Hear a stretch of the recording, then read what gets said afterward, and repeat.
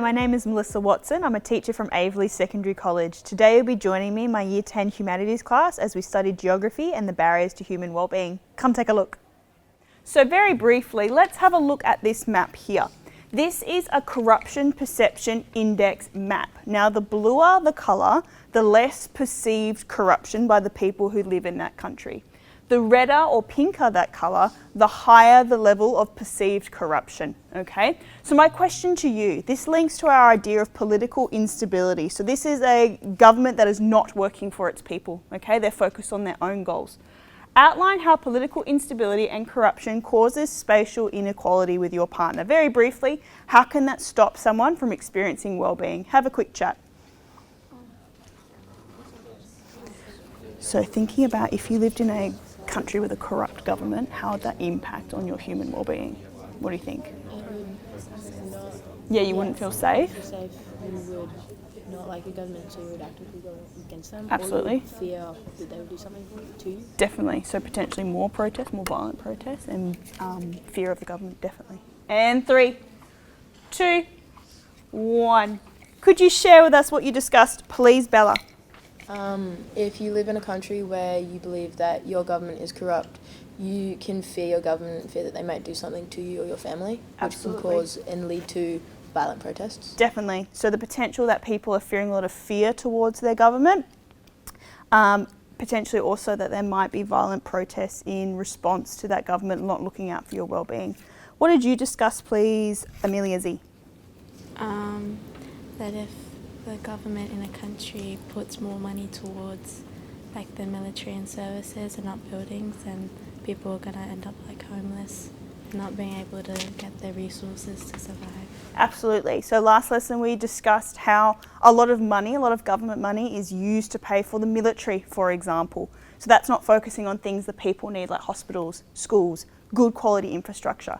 Amelia also mentioned that there may be higher amounts of people who are homeless or not living in safe homes or facilities. Fantastic. So last lesson we were talking about how this can lead to displacement. This can lead to mistrust in the government. Today we're going to be building on that and look further into things which are creating barriers to people experiencing wellbeing or to a country being able to achieve wellbeing for its people. And why are we doing this? Okay, what is the purpose? Being able to describe barriers to improving human wellbeing is important because thinking yourselves as a high school student moving into year 11, being able to describe is an important skill, okay? Regardless of which path you're going on, you're going to need to be able to do that. So that's you as a student, okay? Thinking now, you as someone who's going to be leaving this school, okay? You may find yourselves impacted by these types of things. This is something which is active in Australia, okay? We are not immune to this. Taking it a step further, you might be in a profession where things like poverty, lack of access to water are things that maybe you're trying to achieve for people or you're trying to educate people about. You might become a human rights lawyer. You might become a teacher. You might work for a charity organisation. You might work for the Water Corp. So these are the types of things which could impact your day-to-day working life as well. Okay, let's make a start at actually figuring out what spatial variation versus spatial inequality is. So you'll see on your sheet, you have a few fill in the blanks. So our first one is spatial variation. So this is the difference or variation over an area of the Earth's surface. And we can use things like population density or GDP to measure it. So we're actually using some quantifiable data to back up our discussion. Spatial inequality, on the other hand, is the unequal distribution of resources and services across different locations. So that's what we were looking at last lesson. This idea that infrastructure resources are not spread equally across a population. I'm going to give you 30 seconds to get those bolded items onto your sheet. And then let's have a go at comparing these two concepts because they do sound quite similar.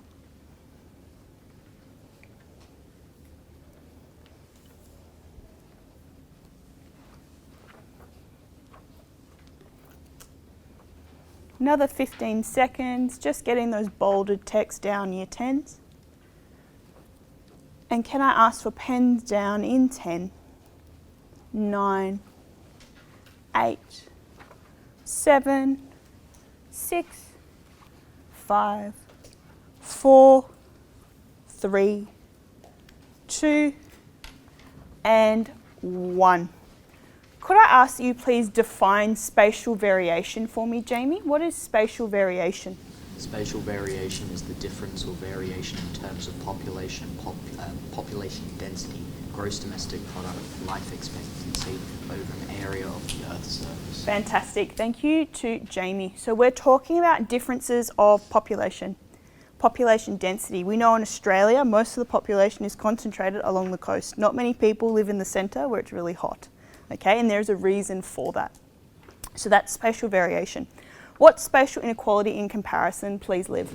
Spatial inequality is the unequal distribution of resources and services across different locations such as healthcare, welfare, public services and income. Thank you to Liv. So in spatial inequality instead, we're talking about access to certain services and infrastructure. Access to education, access to healthcare, welfare, is that something which is available to people? Okay. A simplified version of this is spatial variation equals difference in phenomena over Earth's surface. Can you say phenomena? Phenomena. What's the word? Phenomena. You got it. So what does spatial variation equal, year 10s? Difference in phenomena over Earth's surface. Thank you. In comparison, we have spatial inequality, which is the unequal distribution of resources or services. What is spatial inequality, please, year 10s? Unequal distribution of resources and services. So if I say we're talking about the unequal distribution of resources and services, what are we talking about, year 10s? And if I'm talking about a difference in a certain phenomena or concept over a region, what am I talking about? Spatial variation. Thank you. Let's keep going. So we know there's a great diversity within a country itself. We link a lot back to Australia and how diverse we are in relation to these things. We've also started to talk about how these barriers do tend to impact developing countries at a higher rate, okay? Because they're still going through that process of industrialising their country and building these infrastructure to support their people's well-being. So there are 4 concepts we're going to be looking at today. First one is poverty. What's the first one? Poverty. Second one is lack of access to clean water and sanitation. What's number 2, year 10s? Lack of access to clean water and sanitation. Number 3 is relatively high levels of illiteracy. What's number 3? Relatively high levels of illiteracy. And number 4, emphasis on primary production. What's number 4? Emphasis on primary production. Now, primary production refers to agriculture. If I say agriculture, what am I talking about? How can we simplify it even further? Farming is a great one, okay? So when I'm talking about primary production, what am I talking about, year 10s? Farming. Okay, so let's have a look at poverty first. And again, you'll see that there are some boxes for you to fill out for the bolded text on your guided notes. So extreme poverty is common in regions where there is poor health and education impact employment, where there is a depletion of environmental resources. Depletion is an interesting word. What does it mean? Nice and loud for us, Maddie. Something is going down. It is depleting. So if something is depleting, what is it, year 10s? Going down. Going down. We've talked about corruption, conflict and poor governance.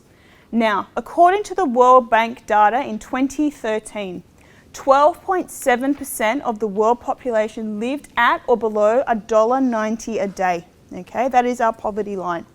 Down from 37% in 1990. So yes, that percentage has decreased, but remember our population has increased significantly. So we need to look into how much does that percentage actually represent. 35% of the world's population lived on less than $4.60 a day, which is down again from 66%. So yes, our data does look like it's on a downward trend, but we do need to turn those percentages into real numbers, okay, to determine if it is as significant as it appears. And countries in sub-Saharan Africa and Southern Asia account for about 40% of extreme poverty. So we can see how this particular barrier is quite concentrated, okay, in specific regions around the world. And there is a variety of reasons why that is the case. And we can see that reflected in our graph as well. So we have sub-Saharan Africa down here and Southeast Asia, where we see the most of our yellow and red colours, which are indicating higher levels of poverty experienced in that region. Just giving everyone another 10 seconds.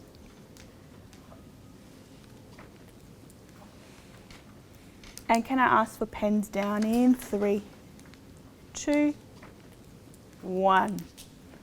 with your partner, I'd like you to please discuss the distribution of poverty around the world. Where are you seeing those red and yellow colours the most? So use that graph, have a chat. Where are they concentrated? Have a brief discussion. Off we go, year 10s.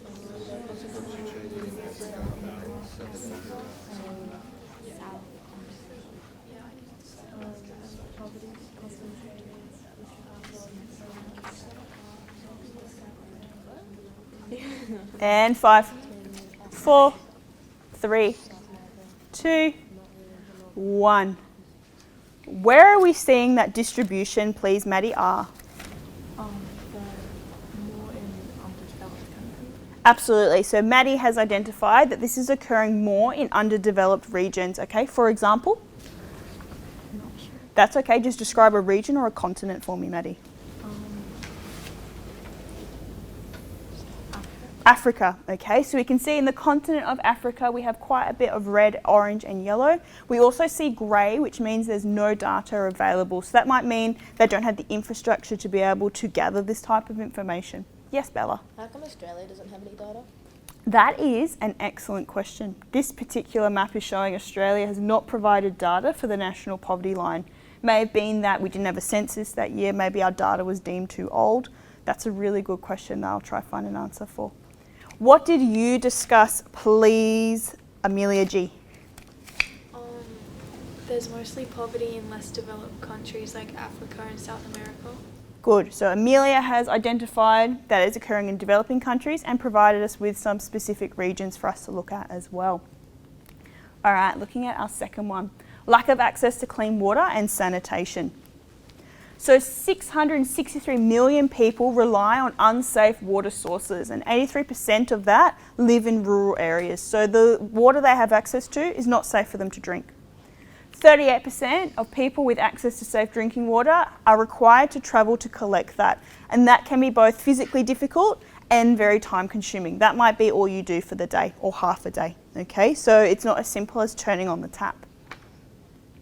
The UN estimates that 2.5 billion people do not use improved sanitation facilities. So what does this mean? So in sub-Saharan Africa, 44% of their people do not have improved sanitation facilities. In Southern Asia, 18%. So we can see that there are some regions that keep propping up, so they are facing multiple barriers. And between 1990 and 2015, 2.1 billion gained access to improved sanitation facilities. So we are seeing improvements as well, just like we saw improvements within our poverty numbers as well. Just giving everyone a moment to jot those couple of figures down.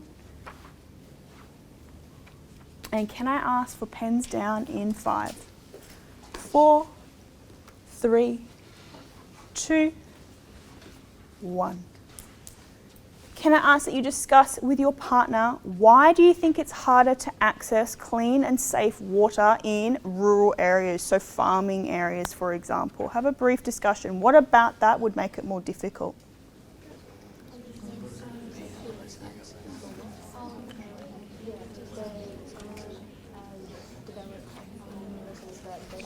What do you think, Kayla? Absolutely. And why is there less water? Absolutely. So harder for them to build that infrastructure. What did you think, Angus? Definitely. Definitely. Absolutely. So really hard to get all that infrastructure for such a wide space. And 5, 4, 3, 2, 1.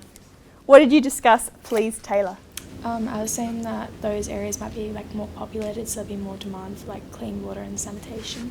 Yeah, so potentially there might be a higher pocket of people in certain regions in that rural space, so it might be hard to get the water out there. What did you discuss, please, Angus? The rural areas are bigger areas, so there'll be less water for more people and not safe water as well, and less infrastructure. Absolutely. So we have a very large, wide space, like multiple farms, for example. People spread out over a large area, may not have the infrastructure built to be able to get that there, or it could be old infrastructure. And lastly, I would like you to please discuss How do you think having to go and collect water might impact people's day-to-day lives? Why might that in itself be a barrier to human well-being? Off we go.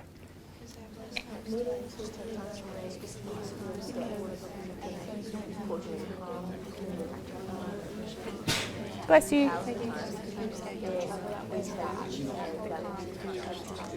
Yeah. What's up, Hudson? Writing our names on these? Yeah, you'll be putting it in your folder.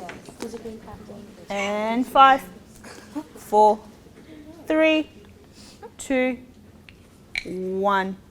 What do you think, please, Alicia? It is very time consuming for someone to go collect water and then come back.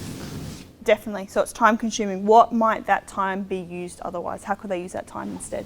Going to work.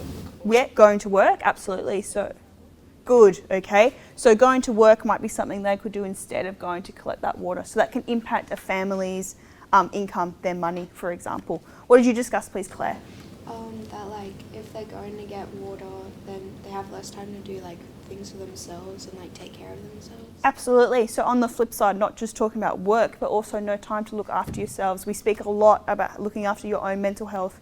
Giving some time for yourself is essential to living a good life. So that might mean that's something you miss out on if you have to spend large portions of your day going to collect water. That's a great answer. Thank you, Claire. Okay, we have relatively high levels of illiteracy. So the average adult literacy is 99% in developed countries, 76% in developing countries. So that means your ability to read and write. And it is 54% in least developed countries. So we've spread it out even further. So from 2008 to 2011, the number of children not attending school decreased. So again, we are seeing positive trends, okay? So yes, more kids are attending school, which is really positive. However, we need to look at which areas these kids are living in. Are they living in specific regions? Are specific countries missing out on having educated children? So the number of children receiving primary education is improving, but that rate is starting to slow in recent years. So yes, we were able to get more kids into primary schools, but we're now starting to see what could be the beginning of a downward trend, and that's going to be really significant in the decades to come if you have a lot of young people who are not literate